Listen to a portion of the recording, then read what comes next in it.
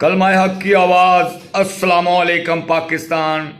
میں تمام دنیا کے جو منصف ہیں، جو امن کے ٹھیکیدار بنے پھرتے ہیں، ان سب کے لیے میرا یہ پیغام ہے کہ حال ہی میں نے ایک نیوز چینل انڈیا کا دیکھا جس کی اینکر پرسن روبیکا لیاقت اس کا نام تھا۔ وہ اس طریقے سے ہمارے اندرونی معاملات کے لیے اتنا پریشان ہے، میں تو حیران ہوں کہ وہ عمران خان سے اتنا لگاؤ رکھتے ہیں وہ لوگ کہ پاکستان کی ہی خبریں ان کے پاس ہیں، ان کے ملک میں ان کی کوئی خبریں نہیں ہیں۔ اور کیا روبیکا بی بی کہہ رہی ہیں کہ ہم نے ایک چھوٹے چھوٹے سے بم بنا رکھے ہیں پاؤ کے، آپ کو پتہ ہی نہیں۔ ہم کسی آئٹم پہ نہیں یقین رکھتے، ہم کسی مشینری پہ یقین نہیں رکھتے، کسی اسلحے پہ یقین نہیں رکھتے، کیونکہ ہم مسلمان ہیں، ہم سب کا ایک ہی خدا ہے اور لا الہ کے کلمے کے تحت ہم نے پاکستان کو حاصل کیا۔ روبیکا بی بی، آپ لوگ ہوں گے جو اسلحے کو نمائش کرنا جانتے ہوں گے، ہم سرحدوں کی لڑائی سرحدوں پر لڑتے ہیں اور گھر کے کام معاملات گھر میں۔ آپ کو کیوں ہمارے ملک کی فکر ہونا شروع ہو گئی کہ آپ اس قدر پریشان ہیں کہ دن رات پاکستان کی ہی خبر دے رہے ہیں اور خاص طور پہ عمران خان کی خبر دے رہے ہیں اور ملک کے اندر آپ کے کچھ بھی نہیں ہو رہا؟ آپ کیا جانتی ہیں روبیکا بی بی؟ اور میں افسوس سے کہتا ہوں کہ یہاں پہ ایک سینئر آرمی کے لوگ بھی بیٹھے ہوئے ہیں جن کو یہ نہیں سمجھ آتی کہ ہم ہمسایہ ملک تو کہتے ہیں مگر اس کے لیے ہر وقت تیار رہتے ہیں زہر اگلنے کے لیے۔ میں کے سینا صاحب سے کہنا چاہتا ہوں، جنرل کے سینا صاحب، آپ کیا کہتے ہیں کہ ہمارے جوان اس طرح بزدل ہیں، مگر آپ کو کیا پتا آپ کے بڑوں نے بھی جب 1948 میں ہماری فوج آپ کی حدود کراس کر چکی تھی، اس وقت آپ کے جو پنڈل جواہر لال نہرو تھے وہ لیاقت علی خان کے قدموں میں گر کر سیز فائٹ کروا کے گئے۔ آپ کیا کریں گے؟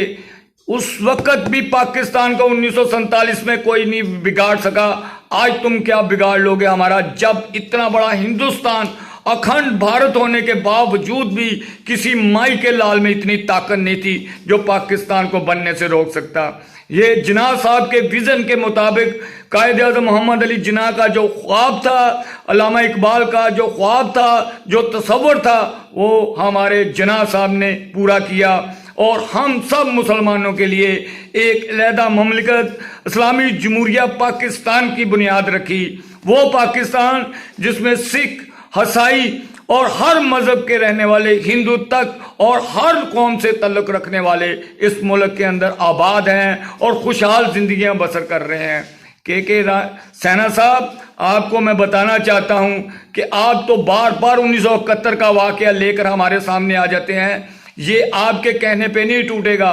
آپ کو اتنا بھی نہیں پتا چلا کہ آپ پاکستان کے خلاف بول رہے ہیں اور 3 سے 4 بار انشاءاللہ کا لفظ بولا آپ نے۔ یہ انشاءاللہ مسلمانوں کے لیے بنا ہے، کسی دوسری قوم والوں کے لیے نہیں بنا کہ وہ انشاءاللہ کہیں گے اور ہر کسی کا بیڑا غرق ہو جائے گا۔ یہ نہیں ہوتا۔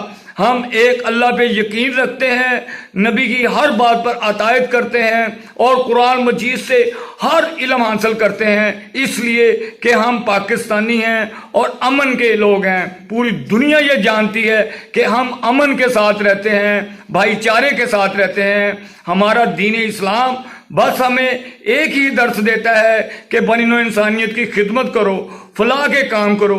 حال ہی میں جب کرونا ہوا تو ہم نے اپنے ہمسائے ملک کی طرف دیکھا کہ ان کے پاس آکسیجن کی کمی ہے یا ان کے پاس میڈیسن کی کمی ہے، ہم لوگوں نے آپ کو پرووائڈ کی۔ آپ کہتے ہیں کہ پاکستان ہندوستان کا بیٹا ہے، اس کا تو خود کوئی باپ نہیں ہے، یہ چھوٹے چھوٹے مہاراجوں کی ریاست بن کے ایک ہندوستان بنا ہے۔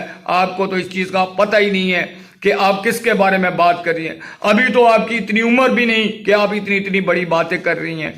کے سینا صاحب، پھر میں آپ کی طرف آتا ہوں۔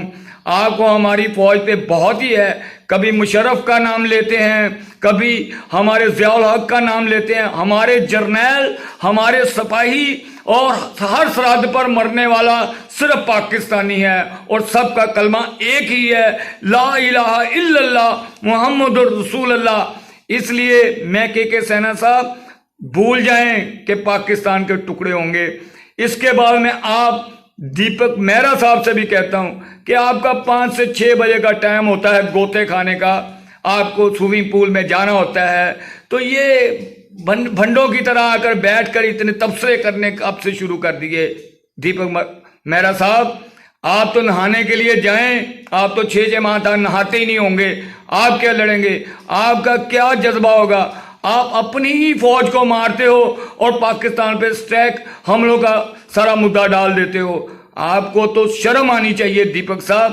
آپ بار بار یہ بات کرتے ہیں کہ پاکستان کے 4 ٹکڑے ہو جائیں گے، انشاءاللہ تعالی پاکستان نور ہے اور نور کو کبھی زوال نہیں ہوتا۔